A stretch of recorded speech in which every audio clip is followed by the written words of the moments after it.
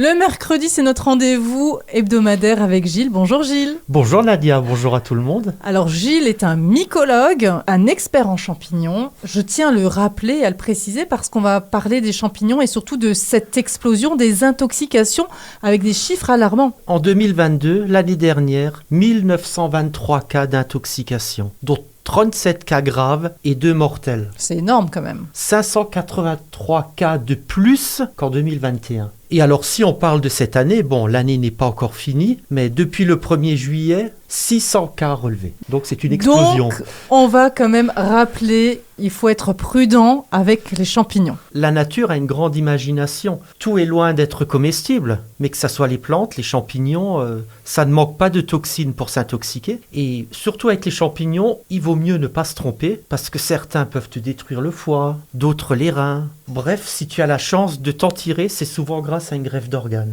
On va pas plaisanter avec ça. Alors quels sont les conseils que tu pourrais nous donner, Gilles ? 2 choses. Déjà, douter. Douter, c'est un gage de longévité. Moi-même, pourtant, qui manipule assez bien les champignons, je garde quand même toujours le doute. Et plus j'apprends à les connaître, plus je doute encore. Ils sont vicieux, ces petits champignons. Oui, et surtout, au sein d'une même espèce, tu peux rencontrer une telle variabilité. Donc déjà, il faut oublier l'idée qu'on peut identifier un champignon de façon certaine avec seulement une photo. Ou les applications. Au pire encore. Ah oui. Alors ça se trompe dans 75% des cas. À D'accord. désinstaller tout de suite de son téléphone. Donc qu'est-ce qu'on doit faire ? Les bonnes pratiques, c'est quoi, Gilles ? Alors, pour chaque spécimen que l'on croit connaître, alors je dis bien que l'on croit connaître, c'est savoir décrire tous ses caractères objectifs, donc qui permet de conclure que c'est lui, Et pas qu'un seul. et pas qu'un seul. Parce que, C'est ça le danger.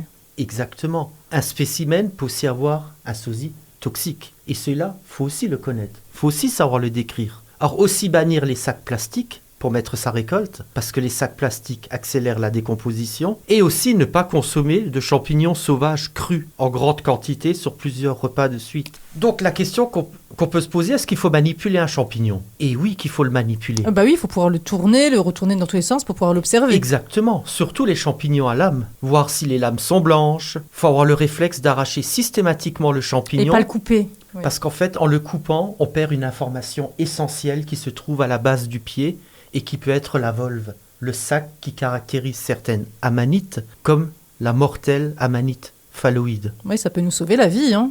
Donc il faut regarder vraiment le champignon sous toutes ses coutures. Pour conclure, on peut dire que, en fait, la cueillette sans danger, c'est quelque chose qui ne s'apprend pas à la va-vite.